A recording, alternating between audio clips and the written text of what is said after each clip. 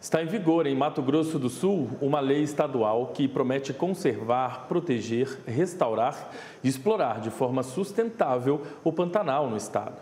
Nós vamos saber mais detalhes da aplicação dessa lei com o secretário de Meio Ambiente, Desenvolvimento Econômico, Ciências e Tecnologia de Mato Grosso do Sul, o Jaime Verruc. Secretário, muito bom dia primeiramente, seja bem-vindo aqui ao canal AgroMais, tudo bem?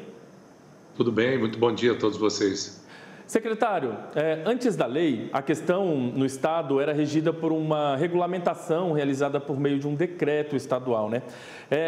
Essa regulamentação, inclusive, polemizava alguns debates. Eu queria saber do senhor que tipo de questões precisavam ser revisadas daquele decreto e que passaram, então, a ser atualizadas, digamos assim. Isso, na verdade, o Código Florestal Brasileiro, né, estabeleceu lá no seu artigo 10 a necessidade de transformar as áreas úmidas dos pantanais do Brasil, assim como foi também com o Pampa, em áreas de uso restrito. Então, esse decreto lá de 2015, ele estabelecia, na verdade, restrições em relação ao desmatamento, à utilização no Pantanal.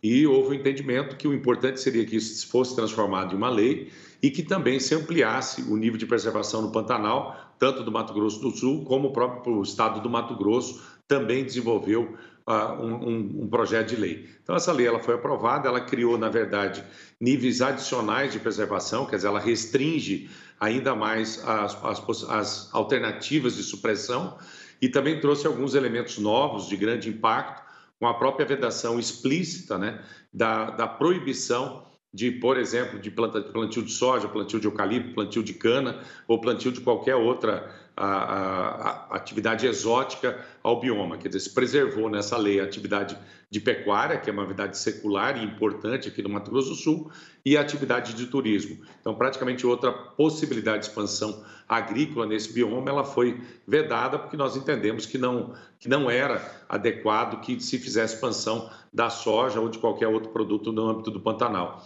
E a lei realmente ela trouxe alguns elementos. Ela teve um processo de construção bastante exaustivo e complexo, com participação do Ministério do Meio Ambiente do Brasil, mas também com participação de organizações não governamentais, com os produtores. Então, houve uma ampla discussão e depois com a Assembleia Legislativa para que a gente pudesse ter uma lei equilibrada que preservasse o bioma e também preservasse, obviamente, a atividade econômica principal do Pantanal, que é a pecuária sustentável.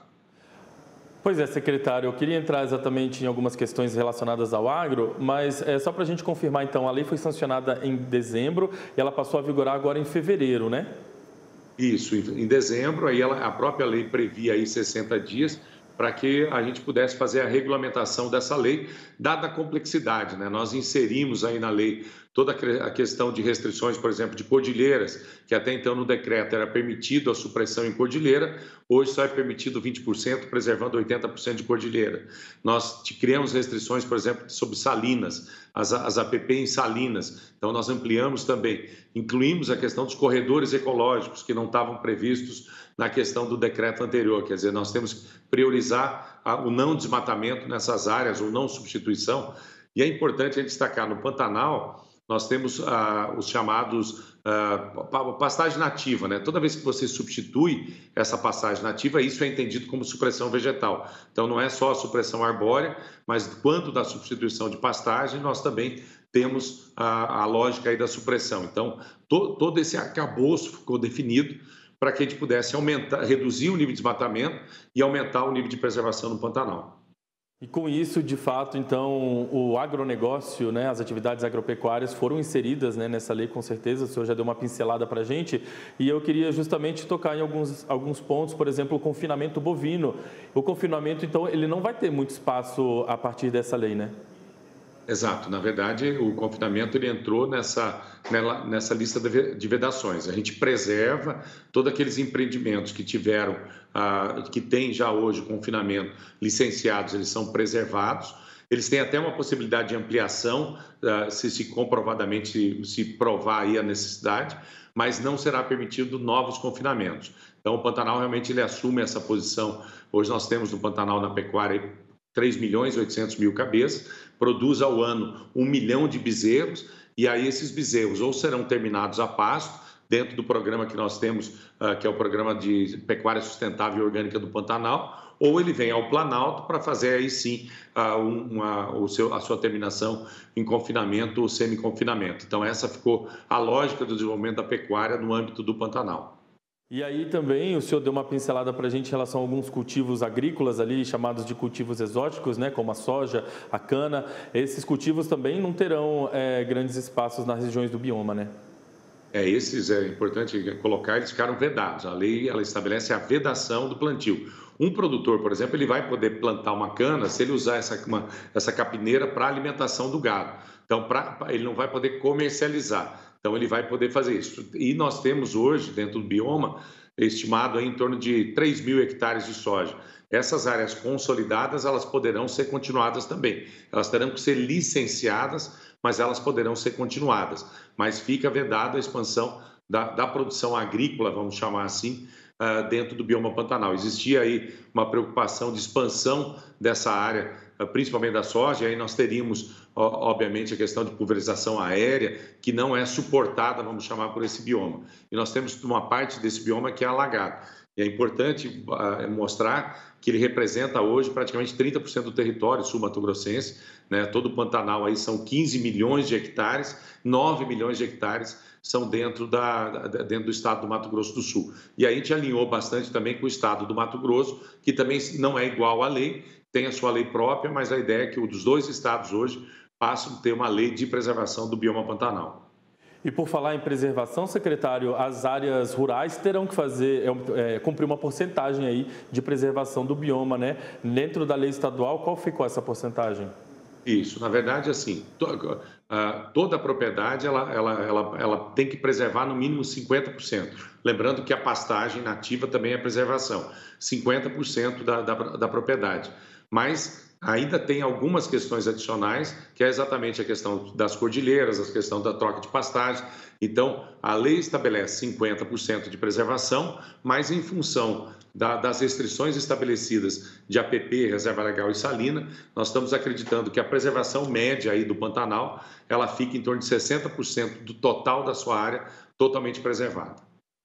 Bom, secretário, há um movimento aí no Congresso Nacional para que os congressistas, os parlamentares elaborem um Estatuto do Pantanal, ou seja, uma lei federal sobre essa questão que envolve o bioma. Eu queria a sua avaliação em relação a essa ideia. Ela pode vir a agregar ou, de fato, ela não é necessária nesse momento? Enfim, qual a sua avaliação em relação a essa proposta, esse movimento aí de uma lei federal em relação à questão? Bom, nós estamos trabalhando, inclusive, com o Senado Federal, que o senador do Mato Grosso, que é o senador Jaime Campos, está fazendo o relator desse projeto de lei. E, na verdade, assim, existe uma obrigação constitucional de existir uma lei do Pantanal, sob o ponto de vista da Constituição Federal. Então, é necessário que se tenha essa lei. O que nós estamos fazendo? Nós fizemos uma comissão, eu, juntamente com a secretária Maureen, do Mato Grosso, e nós já olhamos esse estatuto e estamos alinhando, então, o Estatuto do Pantanal, que é essa lei federal, às leis estaduais. Então, nós acreditamos que hoje a gente tem um bom texto federal já, nós já discutimos isso com as próprias entidades da agricultura e também das organizações não governamentais. Então, nós acreditamos que com as leis estaduais, transferindo algumas competências para os próprios estados que já fizeram as suas leis, nós vamos conseguir chegar num bom Estatuto do Pantanal e ele já contemplando aquilo que está previsto nas leis estaduais. Então, a ideia é que a gente dê continuidade ao Congresso Nacional, aprove o Estatuto do Pantanal alinhado agora com as nossas leis estaduais. Muito bem, secretário, acho que a gente trouxe aqui informações importantes para a nossa audiência já. Se a gente fosse destrinchar toda a lei, a gente passaria aqui um programa inteiro, mas como o nosso tempo não é tão longo, né? Acho que a gente trouxe questões muito importantes e de forma muito didática. Por isso, eu queria agradecer demais o senhor pela participação com a gente aqui no Agronotícias, desejar ao senhor um ótimo restinho de semana e deixar aqui o canal aberto para a gente conversar em outras oportunidades, viu, secretário? Muito obrigado, nós estamos aqui à disposição. Acho que o Pantanal é importante aí no desenvolvimento aí da agropecuária, do turismo e principalmente da preservação. Muito obrigado a todos.